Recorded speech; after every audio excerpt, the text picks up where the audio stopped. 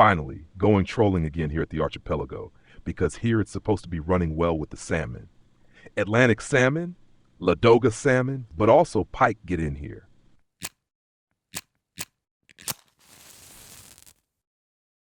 Yeah, I've now been here for almost an hour already at the archipelago, testing a spot or an area that's already running quite well.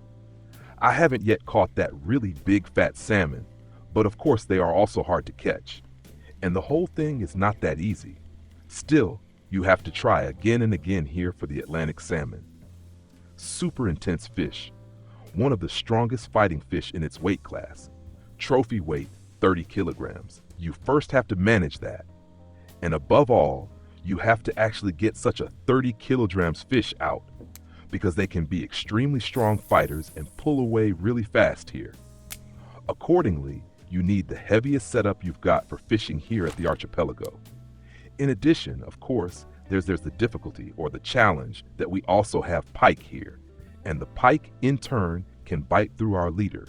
That means we need a small balancing act between being somewhat pike-proof and having a matching fluorocarbon leader, which on the one hand doesn't spook the salmon, but on the other hand is also bite resistant against the really big pike.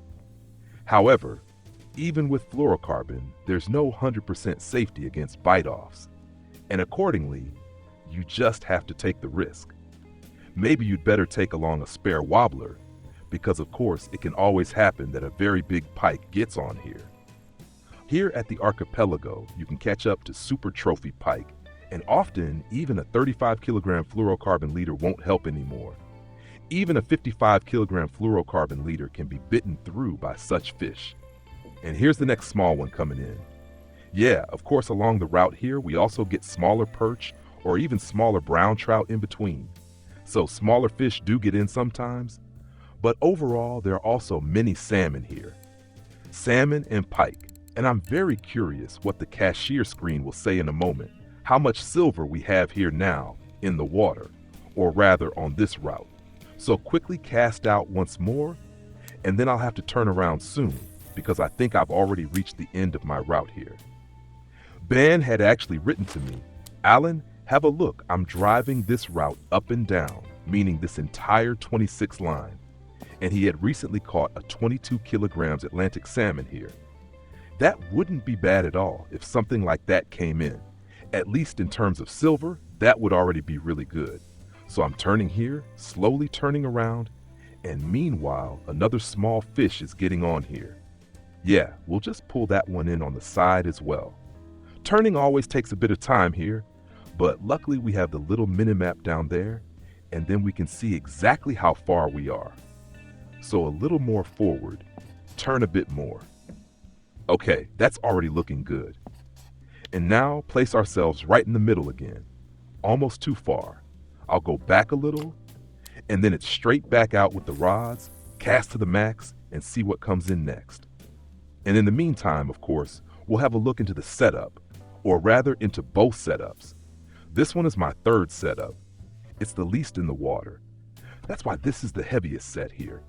If a big fish bites on this setup, and also on one of the two rods in the rod holder, I have to make sure the third rod comes in fastest, because I can't put it anywhere.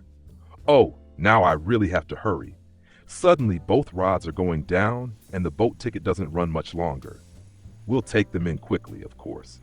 Ladoga salmon, but still not really big ones. That trophy is still missing for me. And here's another one going in. I'd say we'll have a look at the other setups as well. But maybe we'll do that from the shore. So, the route should be clear, from the archipelago spawn over here, and then just run this line. Always make sure you cast far enough so the lure can go deep and not be too close to the boat, because boats have a spooking effect. So 15 to 20 meters out, that should be a pretty good distance to be reasonably safe. So the last minutes are running now, meaning I'll already reel in this one setup because I don't want my rods hanging on the boat when the ticket runs out. Otherwise, I'd have to get another boat ticket or just relog. And now we're heading back to the harbor. So 1 hour is up, exactly 56 minutes.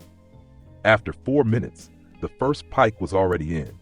You can see there are also some smaller ones, but that's fine. Really not too many small fish, still nicely within range. And here we have the bigger ones. Let's first take a quick look at the cafe. So, here's the cafe. Quick look inside, perch are in, but only the bigger ones. Otherwise, nothing. And now we go to the fish market, and of course sort by price. Well, and that's the reason why fishing for salmon is so interesting here. You can make really good cash, and the pike are also very, very worthwhile. Also the zander, by the way, if you find a spot where zander runs well, go for zander right away. So that looks good. 1 hour and almost 500 silver, and that with normally sized fish. So there wasn't an extraordinary salmon here, none that's unusually big. Normal sizes, good sizes that you can pull in fairly quickly again. Minus 100 silver, boat ticket. You always have to consider that, because the boat tickets here at the Archipelago, that's the factor that really cuts down our profit hard, or always limits it for the big boat with the sonar here. So $99.80 for such a ticket, but you can really make that back well at such spots that run well. So now let's take another look at the other setup.